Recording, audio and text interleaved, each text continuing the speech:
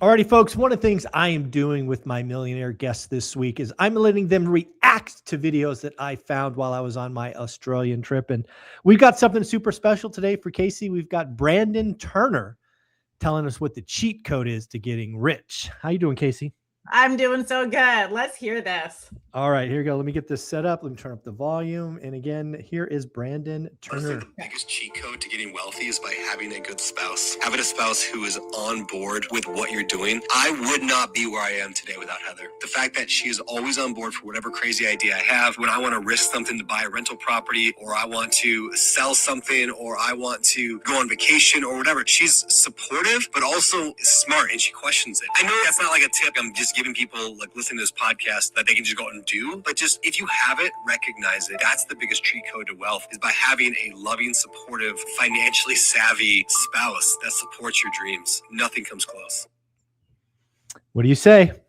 Oh, I love that. I did not see that one of his. I totally agree. And I have been blessed that Blake and I are on the same boat, and we've always been on the same boat as far as finances. We don't have like one super spender and one super saver. We don't have one that started off in credit card debt or didn't. We are very money conscious, and both of us always have been. And I think that definitely has helped, especially with real estate. When I started off in real estate in 2007, when we were just, we had kind of been dating for just a couple years, even though we knew each other like since we were kids. But I always told him, like, real estate's what I want to do. Like, we're going to make money in real estate. And, he was on my mom and dad say to get a job and do the 30-year, 40-year thing and invest in your 401k. And if you have a place with a pension, cool. Like, he was traditional mindset. His parents just did 401k investing. His dad did stocks and that sort of thing, but never kind of outside the box with anything else. But we're both very money conscious, both saved, weren't crazy, weren't really spenders at all. We're working on that to spend. We still don't like to spend.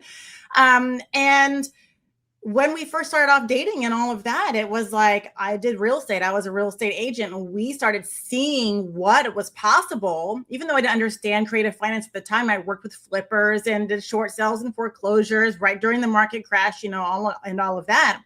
And when we didn't have money at the time to be the big investor, we saw what was possible. And so when we moved to Memphis, we really started digging into, we are going to make real estate a part of our portfolio. Both of us were on board. And I used my Etsy money. I started that Etsy business just so we could have a down payment, because we had moved to Memphis and I was going to be the stay-at-home mom and live in this little white picket fence house and raise my kids with the neighbors. And all those things did come true. But on a single income, you find that it's hard to save extra for investing. And so we both were money conscious. We both made that work. I started my Etsy shop. I saved my first $20K for our down payment. Mm-hmm.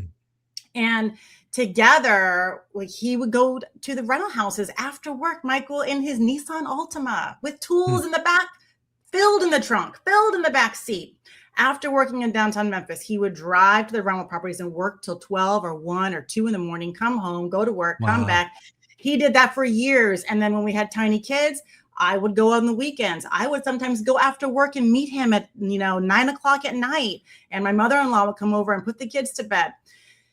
It's doing it together. I can't imagine having a spouse that wasn't on board. It would be just a soul crushing, it's just so hard to be on different pages. And I think that if you can be on the same page, it's just going to make your investing journey so much smoother, so much easier, and more enjoyable. I think it's definitely a cheat code.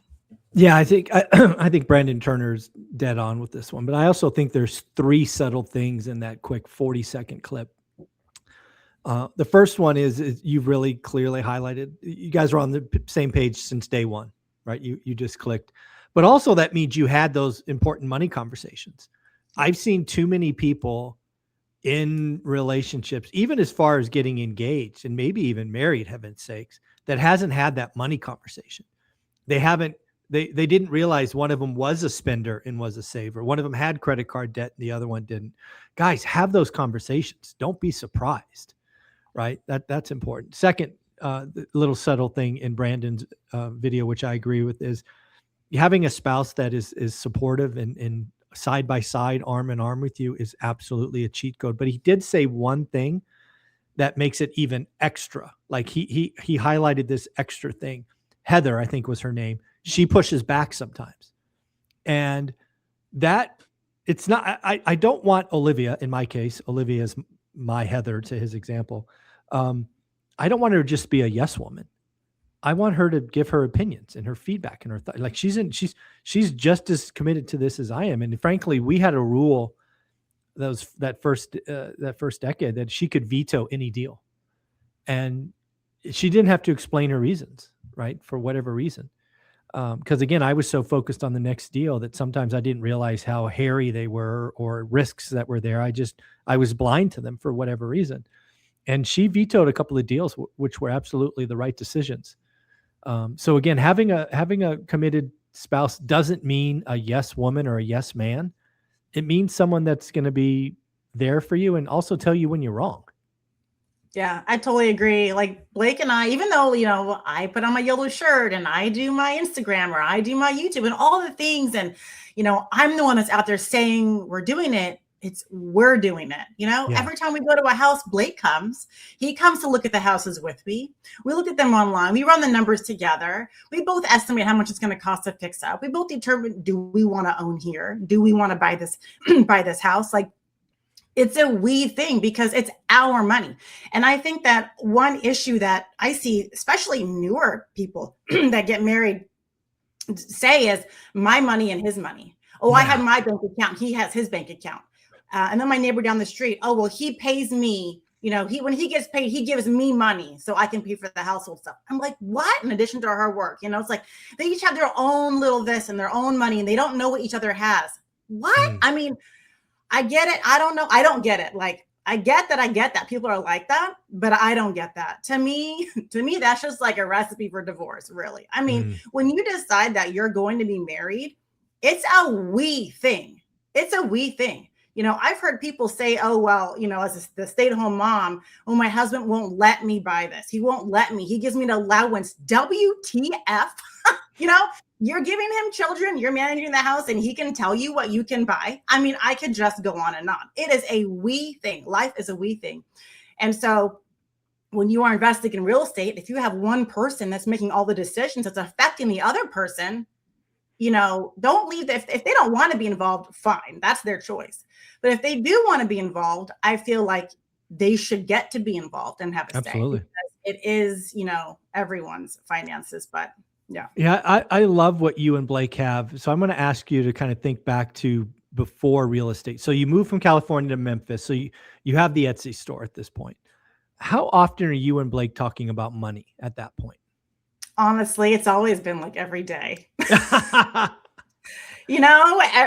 mean, really almost every day, nearly every day. It's an obsession, especially if you are an investor, the money that you have, how is it growing? What's the interest rate over here? Should we move money from our high yield savings account or from this account? Hey, don't forget to transfer money to this account. And we have to, yesterday we're talking about my daughter's in 9th grade. Should we do a 529? We aren't going to qualify for any financial aid for college. We're learning about all. No, you're not. No, we're not. So, okay, well, does she have to go in state? Can she go out of state? What about a 529? What can we do to not have to pay as many taxes over and over and over again? So it's just the money conversations, they're constant and they always have been constant. Even when I wasn't making money, it was, this is how he would say, this is what I have in my 401k. It's gone up, it's gone down, back in the early days. And this is what we have saved, what should we do with that? Those sorts of things. So put money in your IRA or don't. It's just constant talking about it. No, I think that's important because again, I think a lot of, because again, it's, when you talk about relationships ending, most people think it's because of people are being unfaithful. But again, if you look at the stats, it's actually money that's a driver for a lot of finances, right? It may not just be money, it may be overall finances and debt and all that stuff. But it's pretty shocking. So folks, I would tell you to, sit down and have those conversations. Olivia and I didn't talk about money every day because there were frankly 3 days a week I was in a different country, probably. But yeah, every Friday we would catch up on what's going on, both in our business and in the household. Like what do we need and where do we like, because again, you have all these different accounts and you just got to talk about what's where and what needs to be where and all of that stuff. So plus we also talked about our vision. Like one of the most important things I think younger people should do, and if you're in a relationship, I highly recommend this, is create a top 10 dream list vacations or trips or whatever you want to call them. That's something Olivia and I did. And I ran across that as I was packing up boxes for Vegas, and we had achieved 9 out of 10.